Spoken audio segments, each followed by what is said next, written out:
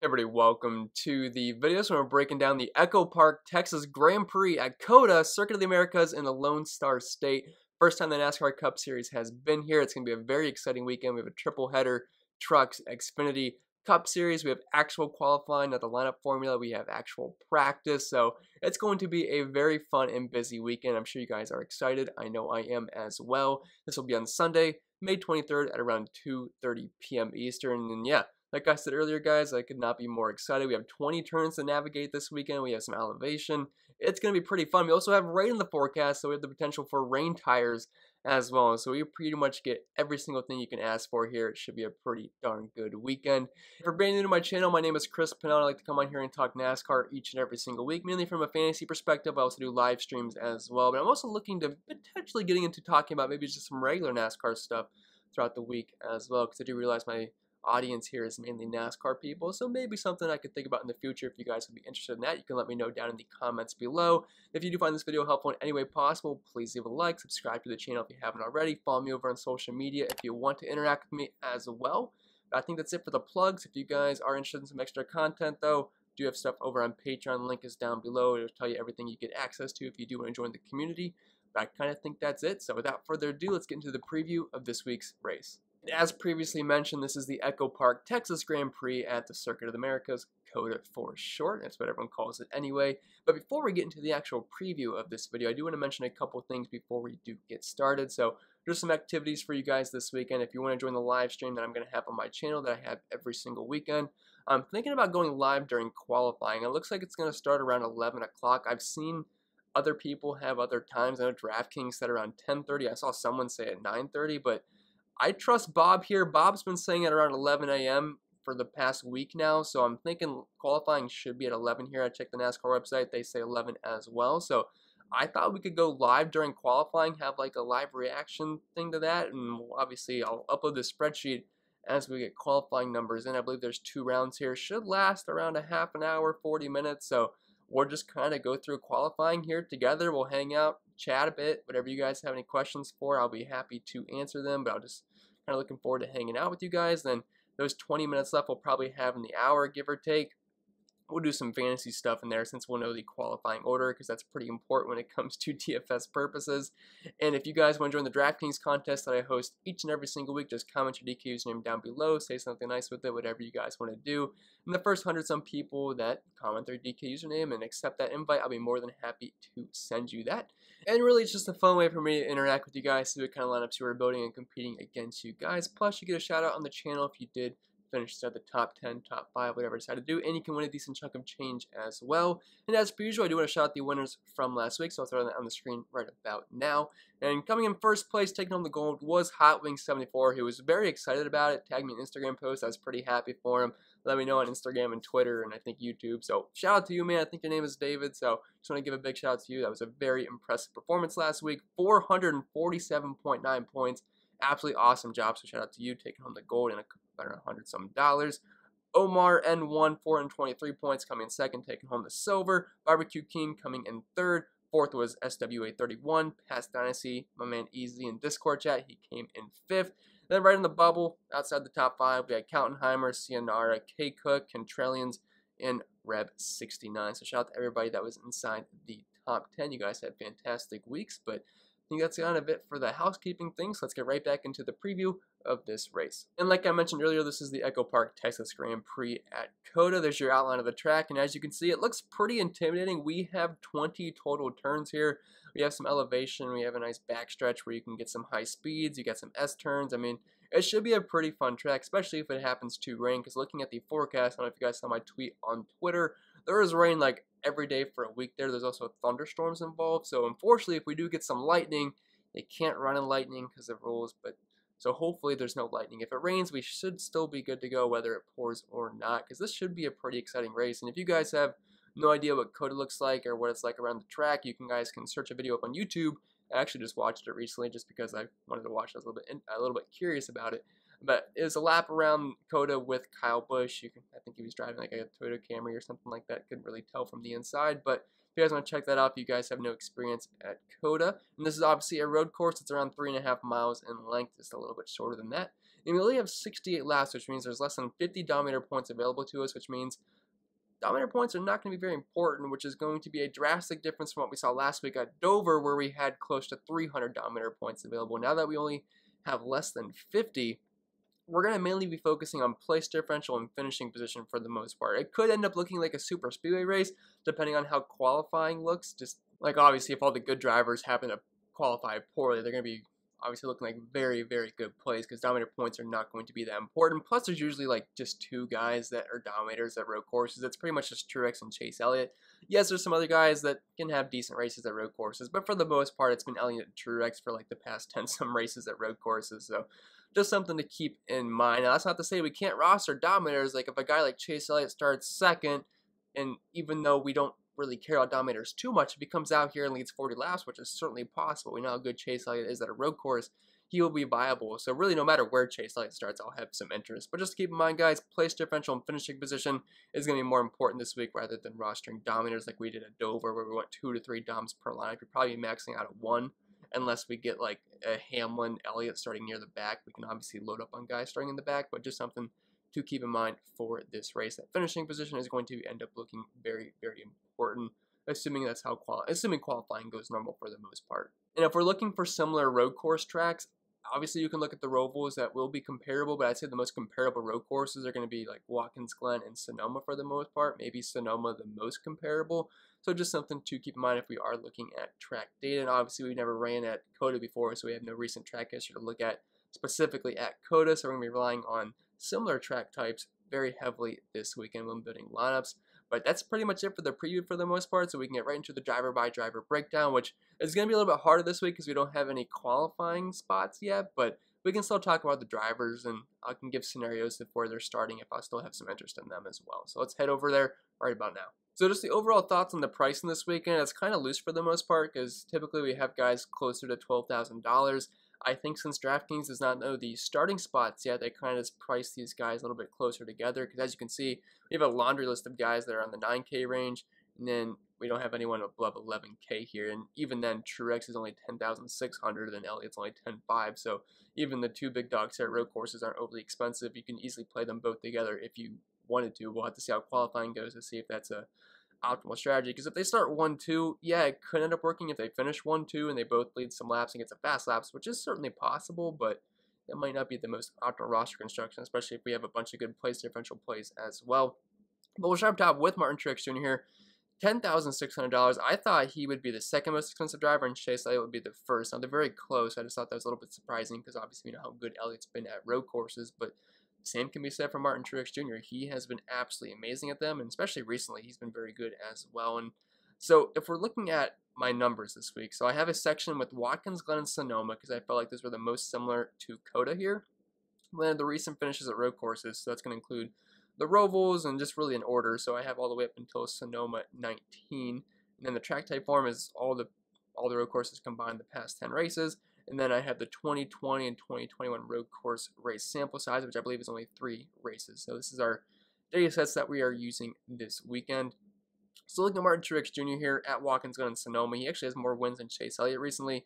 6 top 5s, the most laps led, and the most fast laps. So I'm really liking Truex here. No matter where he starts, he should definitely be a viable option. I can't see a scenario where you'd want to fade Truex again unless these guys are starting 1-2 and you just prefer Elliott more than Truex. But these guys are obviously my top 2 guys.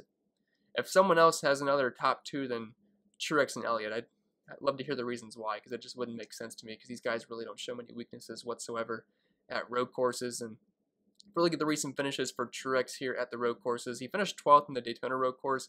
Not really going to put too much into that, but then 7th, 3rd, 7th, 2nd, and 1st, won the last race at Sonoma. Looking at the past 10 races at road courses, he's actually averaging the most DraftKings points per race, the best average finish, the best running position, just behind Elliott in drive rating. Doesn't have the 2 more wins that Chase Elliott does, but the same amount of top 5s, not as many laps led or fast laps that are really close to him. So yeah, obviously like Martin Truex Jr. does not matter where he starts for me. He'll be an elite play in all formats. And really the same can be said here for Chase Elliott. He's at $10,500, so I guess he's slightly more affordable, but you're gonna be hard pressed to not want to play Chase Elliott here. He's like plus 225, I think, in Vegas right now. I think it's on the DraftKings Sportsbook. He might be plus 240 in the DraftKings Sportsbook, but either way, he is heavily the favorite here to win this race. Like when you see a driver at plus 200 something to win a race, that is pretty crazy because typically we see guys around 400s even pretty steep, and then 500, 600s usually to win a race. So around 200, yeah, I think that just proves how exactly good Chase Elliott is at road courses, and I have nothing bad to say here. I mean, if we're looking at his recent road course finishes, he was going for a 5 in a row that did hit a road course earlier this season. He ended up finishing 21st, but to be honest, he could have won 5 in a row because we had that phantom caution for rain, which I know a lot of people were pretty upset about, especially the Chase Elliott fans on Twitter, and I totally get it because I didn't feel like that caution was necessary, and he was in position to win that race, and then obviously things happened, then he had damage. I think, was it Denny Hamlin that dumped him at that point? There was a couple, I think, spins that Chase Elliott had there at the end. He had an amazing save in the grass, but honestly, it could have been 5 wins in a row for Elliott. And then even then in Sonoma in 2019, I think he had the engine issue when he was running top 5, finished 37, so you had to kind of take that into the equation as well. When you're looking at the numbers, that kind of skews his numbers a bit. So if he didn't have that one where he finished 37th, he's probably going to have some better overall numbers than Martin Truex Jr. So that's something to keep in mind when looking at these sample sizes as well. But I mean, he won 4 road course races in a row, and it's hard to bet against Chase Elliott at a road course here. So pretty much my top play in the slate. If I had to pick one between Truex or Elliott, I'm probably going to pick Elliott, but you're kind of splitting hairs here. Both guys are fantastic, but he's been slightly more of a dominator, slightly more in fast laps, slightly more wins, slightly better driver rating. Just doesn't have the better average finish or running position, but you got to keep in mind, you did have that race where he finished 37th, and if you gave Truex a 37th place finish, I think his numbers would be worse than Chase Elliott here. So obviously like both these guys, and they're the 2 big dogs this weekend. Then getting to some more of the outside shots to win. They're obviously not like long shots here, but when you compare them to Truex and Elliott, they're kind of long shots. But we have Kyle Larson here, $10,200. His numbers at Watkins Glen and Sonoma aren't overly impressive. 16.7 DraftKings points per race, running position of 13, which is fine. Average finish of 16th, but no wins, no top 5s, 3 top 10s, 5 top 15s. Those are okay. But unless Kyle Larson is starting in the very back, or not even the very back, but closer to the rear, it's going to be hard to justify playing him over Elliott or Truex unless you're just strictly looking for slightly lower ownership. Because, I mean, people are going to play Kyle Larson because it's Kyle Larson. And to be honest, he was in position to win the Daytona road course earlier this season before he got dumped. I forget who wrecked him, but I think he was like the first guy on 4 tires, and he was in position to win that race, and he was pretty low owned as well. Ended up finishing 30th, unfortunately. And if we're looking back to 2019 at the Charlotte Roval, he finished 13th. He finished 8th at Watkins Glen in 2019, and then finished 10th at Sonoma in 2019 as well. So it's not like he's a bad road course driver. It's just it's going to be hard to play him over Elliott and Truex unless he's starting significantly farther back than both those guys, because I just can't really see him dominating over these 2 drivers. So probably not going to be big on Kyle Larson this weekend, and we're just going to have to wait and see how qualifying goes. If he's starting near the front, definitely probably won't have too much interest because I'd rather just play Truex or Elliott, but something to keep in mind if you are looking for lower ownership. Denny Hamlin, $10,100. Like, see, I prefer Hamlin, Chase Elliott, and Truex over Kyle Larson. I feel like he's going to have ownership just because he's Larson. He's pretty popular, and he went off last week, and he kind of goes off every single week, so I could see that just leading to higher ownership. But I would definitely prefer Hamlin, Elliott, Truex here because they're the better road course drivers. And Denny Hamlin's been fantastic at Watkins Glen and Sonoma. He's got an average finish of 5.3, which is the best in the field.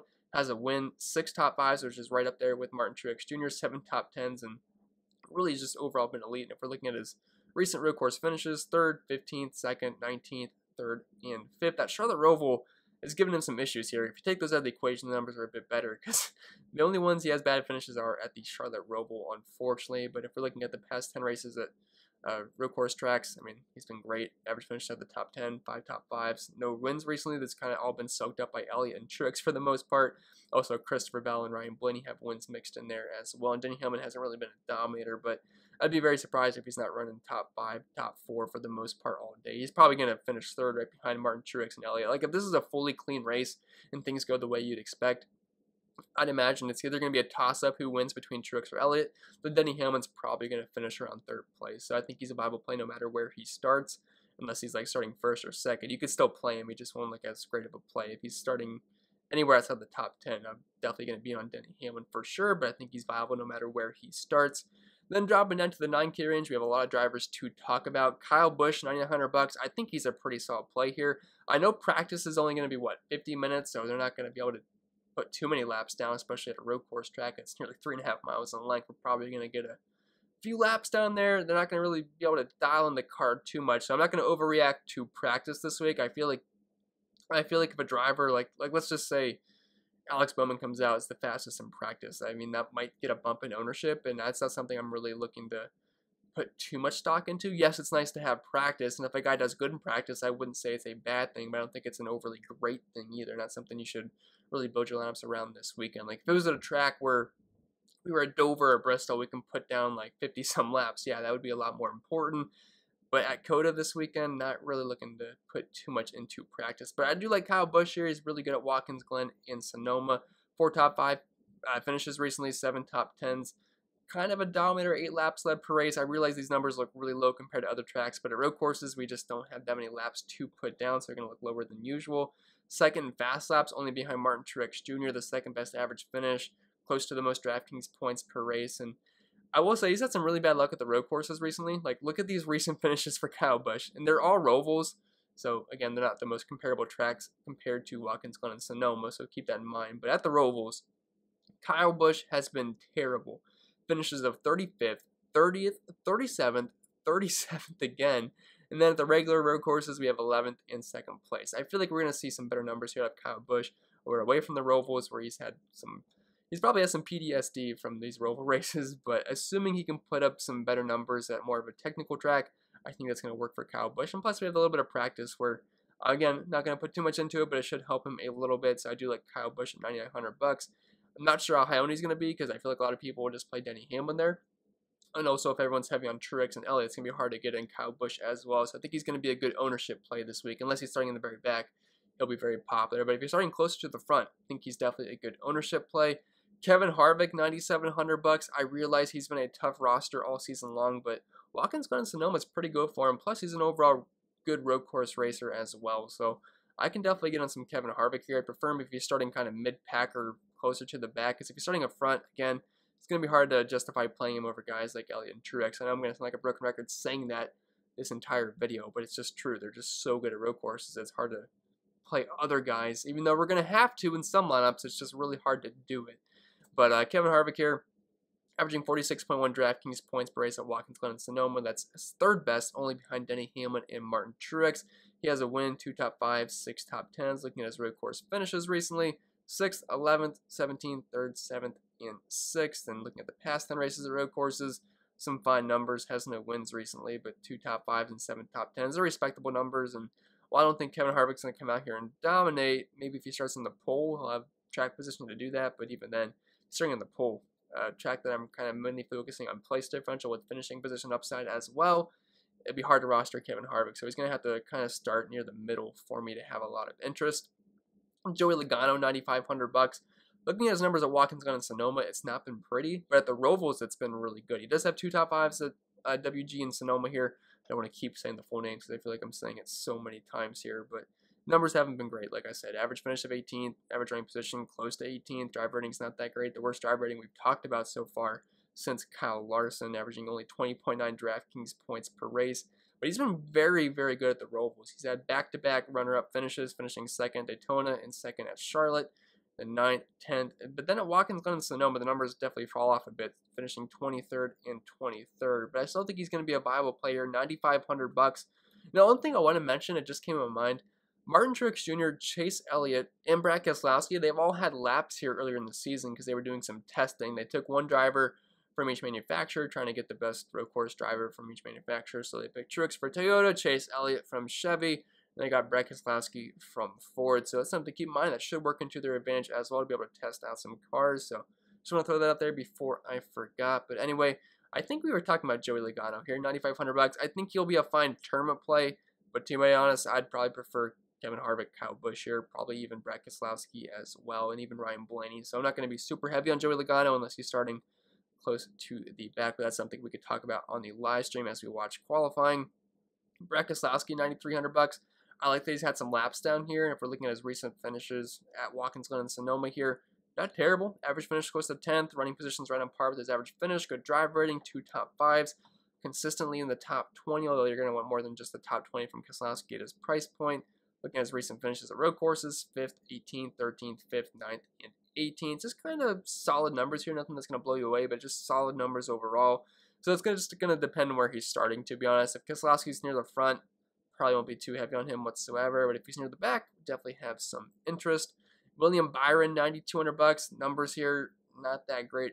And I say here, I mean Watkins Glen and Sonoma. I know we don't have any numbers at COTA. So when I say here, if I keep doing that, I think you guys get the idea of what I mean. But looking at his numbers at road courses, they're not bad. I mean, he finished 33rd in the last road course race, but not going to put too much into that. Then finished 6th, 8th, 6th, and 21st and 19th at the more technical road courses. So that doesn't really give me too much hope. But the thing that does give me hope is that how good William Byron's been this season. He's been a top 10 machine. I think it's, 11 or 12 races in a row now. He just does it every single week. Just don't like the price point. I mean, if he's starting in the back, yeah, he'll be fine. But if he's anywhere in like the top 15, I'm probably not going to be too heavy on William Byron whatsoever.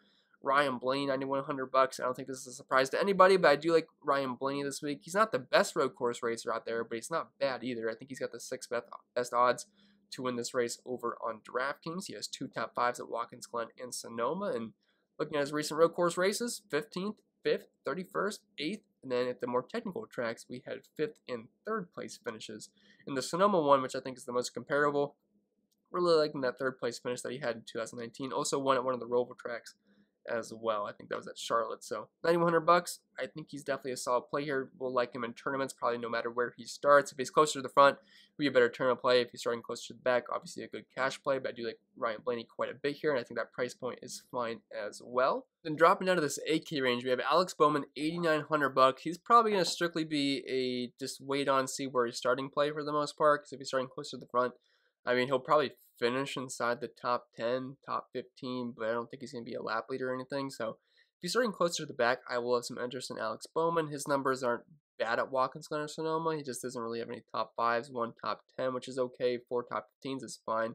Looking at his numbers at the Rovals, they've actually been pretty good, 10th, 8th, 12th, and 2nd. So he's definitely been improving because we haven't ran at Watkins Glen or Sonoma since 2019 because we couldn't go there in the COVID era because those were 2 of the spots that were like really locked down because of COVID and restrictions, so we couldn't race there, and we haven't done that yet this season. Fortunately, we will later on, and I am looking forward to that because there are some pretty fun road course races, and you know, it's always produced pretty solid racing as well. I think fans kind of get hyped up for the road courses, and I know a lot of people either hate road courses or they love them. I personally used to not like them, but I'm growing to the idea of them, and I'm kind of think I'm shifting towards the love side because, you know, the more I think about it, I have enjoyed some road course races, so I can definitely get on it. And obviously, if I have a good fantasy day, I'll be more excited about them as well. But Bowman, he's just kind of a wait and see guy for the most part. Should have a solid run, but if he's starting closer to the front, probably won't have too much interest.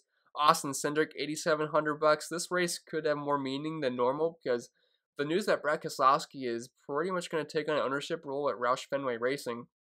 That 2 car is going to have an open spot, and originally we had Cindric going to the 21 car. That was kind of a done deal, but if Brad Keselowski's gone, that could always open the door for Cindric going to the 2 car. Maybe Matty D goes there. Some other things could get moved around, but you'll definitely want to have an impressive showing here for Penske, and he's going to be in a Penske car. And I was looking at his Xfinity numbers at road courses. They're pretty darn good. I think the past 10 races, he's got like 4 wins at them. He's been the main lap leader for the most part, so yeah, if he's starting closer to the rear, I mean, if he has a good run, like let's say he's starting 12th, am I going to really be on Cindric? Probably not. I feel like he could finish around 12th place, but if he's starting like in the 20s, even if we're really lucky starting in the 30s, I don't think that'll be the case, but you never know. I think Cindric can be definitely a solid play. I know that price tag is a little bit steep, and people aren't going to probably play Cindric too much because he's got, you know, he's an Xfinity driver, so people aren't going to like really want to click on his name when you could get to Alex Bowman $200 more, just one last week's race, scoring around 100 DraftKings points. So something to keep in mind there, but I think Cindric is definitely in play. Plus, there's some motivation factor there as well because he doesn't run in the Cup Series every single race, so he's definitely going to have an impressive showing. The AJ Allmendinger, 8,500 bucks. So this guy is a road course ringer. He's been an Xfinity driver recently. But we know he's certainly got some upside. In the Daytona road course earlier this season, he was actually in the optimal lineup. He was like starting dead last, so you have to keep that in mind as well. But he was around $10,000 some dollars. And I think early on he had like the 3rd best odds to win. And this week that is not the case. I think he's around 13th, 12th or 13th the best odds to win, which is obviously not terrible or anything. And if Allmendinger's starting closer to the rear, he'll be a good place differential play. I guess the equipment could be an issue. I mean, he's in the 16 car for colleague racing, but even then, road course races don't really matter too much with the equipment. It's more of a skills track for the most part. So when we talk about Eric Jones, I mean, he's a really good road course racer. I don't think the 43 car is going to hold him back too much. Obviously, it will a little bit. You're not going to have the same upside that you have in the 20 car, but for the most part, equipment doesn't matter too much because we saw Allmendinger get to the front and lead some laps in the Daytona road course earlier this season, so I think he's going to be perfectly fine.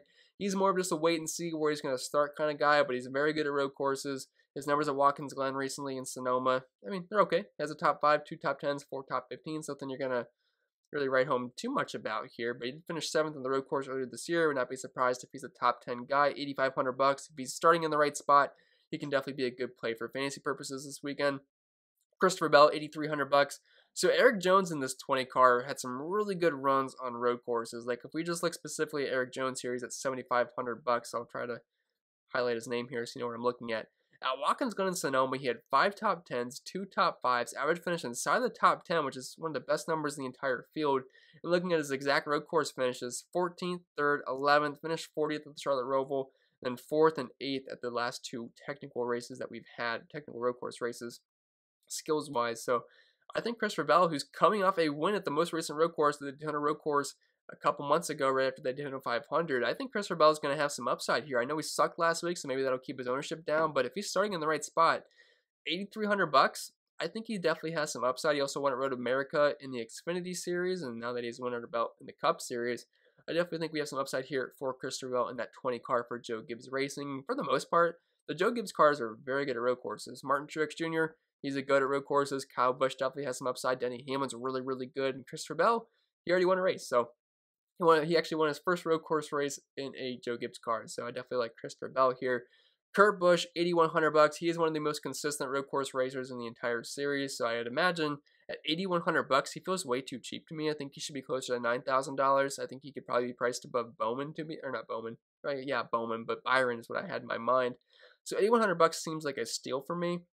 His numbers at the Glen in Sonoma, average inside the top 10, around 45 DraftKings points per race. He finished at the top 10 the past 6 races and inside the top 20 the past 8. And looking at his road course finishes recently, 4th, 14th, 20th, 10th, and 13th. And that 4th place finish they did a road course earlier this season.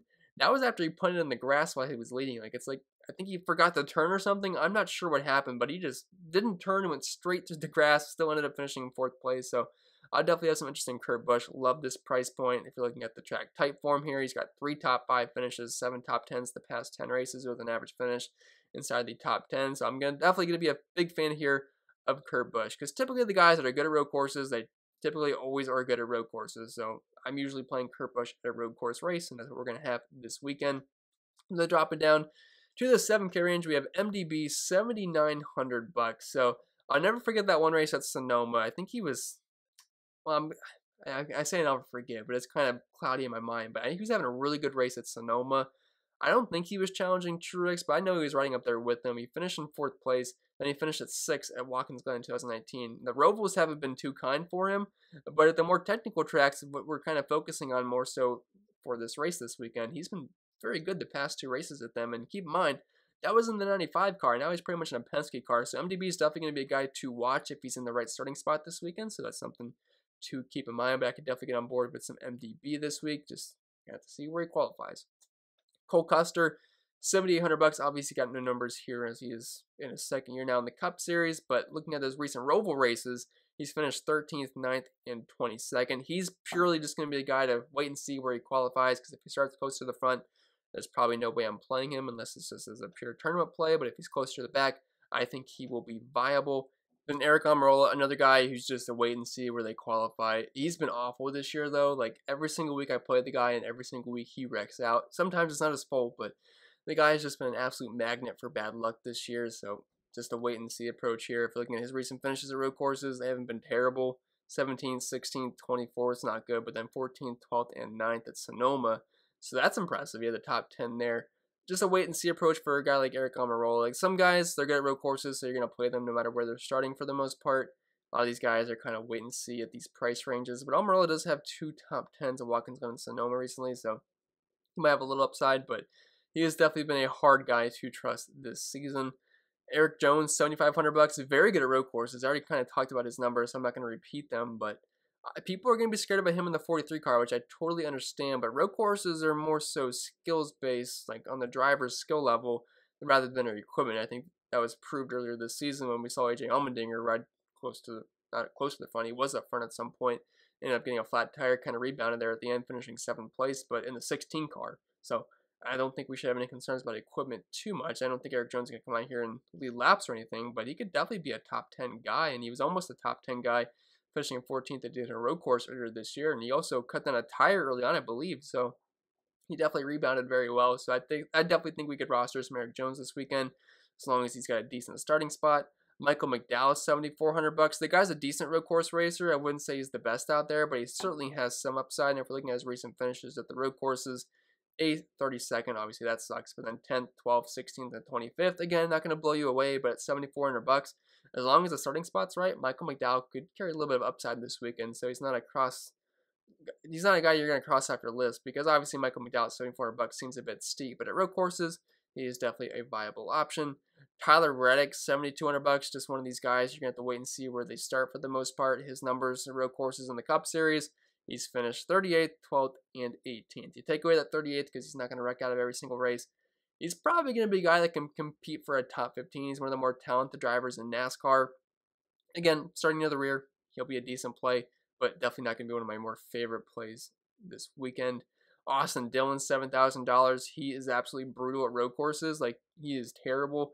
34th, 19th, 23rd, 31st, and 24th at recent road course finishes. Now, I'll never forget in that race, that's blank because he was out that race. I think it was COVID. Is that what it was? I think it was COVID. I don't think it was because he had a kid or anything. I think I'm thinking of another race here. But Kaz Grala came in. I'm pretty sure he finished in the top 10 for Austin Dillon. So it's not an equipment issue. He's just not good at road courses. So I probably won't be playing any Austin Dillon here unless he's finishing dead last. Even then, it almost feels a little bit scary. And then dropping down to the 6K range, we have Chris Buescher, $6,900.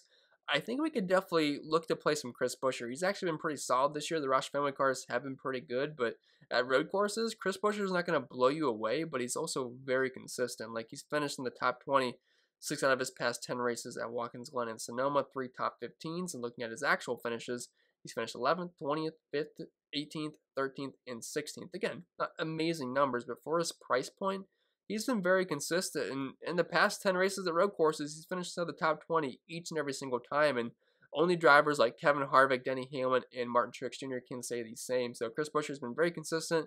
And at these price tags, all we need is some consistency. And as long as he's got a decent starting spot, I think we can look to play some Buescher. If he's starting like 11th, 10th, or 12th, obviously it's not going to be, you're not going to get too excited about that. Maybe you could still play him, hope he kind of holds his position, which is possible, but I'll definitely kind of change my tune on Buescher if that happens to be the case. Ryan Newman, $6,700. He's okay. I mean, he does have 2 top 10s at Glen and Sonoma, but I'm not really too excited about playing any Ryan Newman here. He did finish 7th at Sonoma in 2019, which is fine, but just overall not the best road course driver out there. Like, I think he could be a top 15, obviously a top 20 guy, but it's just going to depend on where he's starting. And I hate to keep saying that, but without knowing the qualifying order, I'm just going to have to keep saying that because that's the factual statement to say, to be honest. Then Daniel Suarez, $6,600. I might like Suarez no matter where he starts here, because back when he was in good equipment, and then just looking at Sonoma and Watkins Glen, he does have 2 top 5 finishes, obviously 2 top 10s, and 6 top 20s, 3 top 15s. He's also been the most optimal driver this year. Let's looking at my previous optimal lineups for the 2021 season, and no driver has appeared in the optimal lineup more so than Daniel Suarez has this season. And DraftKings just continues to underprice him. So if he starts in that mid-20s range where he starts pretty much every single week, I'm going to definitely have a decent chunk of Daniel Suarez, because I mean, obviously his numbers last year at the road courses weren't great because he was in that 96 car, which absolutely sucked. He finished 25th, 27th, but he finished this year 16th place. And I know the most recent races at Watkins Glen and Sonoma, he's finished 17th each of those times. But again, 2 top 5 finishes before, and while he's not the best road course driver, he should still have a pretty solid run here. So I'll definitely have some interest in Daniel Suarez here at $6,600, assuming he doesn't start inside this top 10. Chase Briscoe, $6,400. He should be a good road course driver. I think he's going to have some upside here. If he's starting like 20-something back, he'll be viable at $6,400. He had an issue in the first road course race this season where he finished 32nd, but the guy should have top 15, top 20 upside at a road course. He is good at them, so someone to keep on your radar as long as he's in a good starting spot. Ricky Stenhouse Jr., $6,200. Not great at road courses. He can consistently be a top 20 guy, but he's probably not going to blow you away. He's going to have a good starting position. And when I say good, I mean good for fantasy purposes. Like, if he's starting to the top 15, he could probably finish around there, but the upside will be very limited. But looking at his recent finishes, 18th, 17th, 16th, 17th, 15th, 21st, As you can see, he's pretty much been a 15th to 20th place car, which is what I'd probably expect here. So just going to depend on where he's starting. Then Ross Chastain, $6,000. He seems a bit cheap. And now that he's in the 42 car, he should have some more upside than what we've seen in the past, where he finished 33rd, 27th, and 22nd in the 2019 road course races. Obviously, this year had an issue where he finished 39th. You can't account for that every single time, but if he could put up 22nd, 27th, 33rd in absolute junk equipment, I think we have some top 20 upside here from Ross Chastain. Only $6,000. He could be a decent cheap play as long as he's got a nice place differential starting spot for this weekend. And after Chastain, we are really scraping the bottom of the barrel here. Bubba Wallace, $5,800. I realize he's in better equipment now. He finally had a nice finish last week where he finished 11th, his best finish of the year. We also got the news that he's now going to be in a DraftKings car, I think in the second race of the Pocono doubleheader, so that'll be really cool. I'm going to have to make a mental note to roster him that day because that's probably the best narrative you'll ever get. A guy using the DraftKings sponsor on his own car, so I think he's got to have a good day at that point, right? But anyway, Bubba, he is not good at road courses. I mean, look at these numbers, mid-20s for the most part, even low 20s here at Glen and Sonoma. I mean, those numbers are even worse than the Roval, so don't really have any high hopes for Bubba Wallace whatsoever. Maybe in his new car, he could be like a 20th place guy. Unless he's starting in the 30s, I'm probably not going to play any Bubba Wallace. Ryan Prix, he was terrible in the 2 races in 2019 at the similar tracks, but the past 2 races at the Rovals, he's finished 9th and 14th, so maybe he's steadily improving. Kind of hard to put too much into it here, but I like Ryan Prix, $5,700 just for his price point. If he's going to start near the back of the pack, he could be that nice value play that we're probably going to try to have to use this week if you want to do that double spend up with Truex or Elliott or Truex Hamlin, whatever you guys prefer. So he's someone to keep in mind as long as he's got a decent starting spot for us. Ty Dillon, $5,500. He's unfortunately going to be in the 96 car, and we think we all know how that's went for Daniel Suarez. He's not the worst road course racer out here. He's finished 15th, 20th, 23rd, 19th at the Rovals. Although, unfortunately, at the Glen and Sonoma, 30th and 27th. So I don't really have any high hopes here for Ty Dillon. Unless he's starting to the very, very back, I can't imagine I'd want to play him too much. And then we have Haley, LaJoy, Alfredo. I mean, I really would prefer not to play any of these guys. I don't want to put LaJoy, Haley, and Alfredo in the same tier as Davis and Tilly Ware because they're not. I'd say they're a step above that, but not much of a step above. But the only reason you'd play any of these guys is if they're starting at the very back and you need just an absolute pump place differential play. But that's the only reason you would do that. But with that being said, guys, I think that's going to be it for the video. So if you made it all the way through, please let me know. I do appreciate everyone that has watched the entire video. It helps out in the watch time over in the YouTube algorithm. If you did find the video helpful in any way possible, please leave a like. That helps as well. Subscribe to the channel if you haven't already, because 50% of the people that watch these videos every single week have not yet done that. So I'd appreciate if you guys hit the subscribe button to help me out. And if you want to join the community, links down below for that for the Patreon. We have several hundred people over there. You can join the Discord chat where we just chatted up the entire week. Like, we gotta be the only NASCAR DFS community that's talking at like 12 a.m. on a Wednesday. Like, the chat's popping too. So I think it's a really fun community over there. Love all the people there. You can follow me over on social media. Chris Pennell 16 on Twitter. CPen16 over on IG. Close to 2K followers on Twitter and close to 1K followers on Instagram. So if you guys want to help me get those numbers, I think I post some halfway decent stuff every once in a while. So feel free to follow me over on there and you can interact with me. And I think that's pretty much it, guys. So I will stop rambling and I'll see you guys on the live stream probably around 11 a.m. on Sunday whenever qualifying is. I will see you guys there and we can hang out and have a good time. And I do appreciate you guys watching.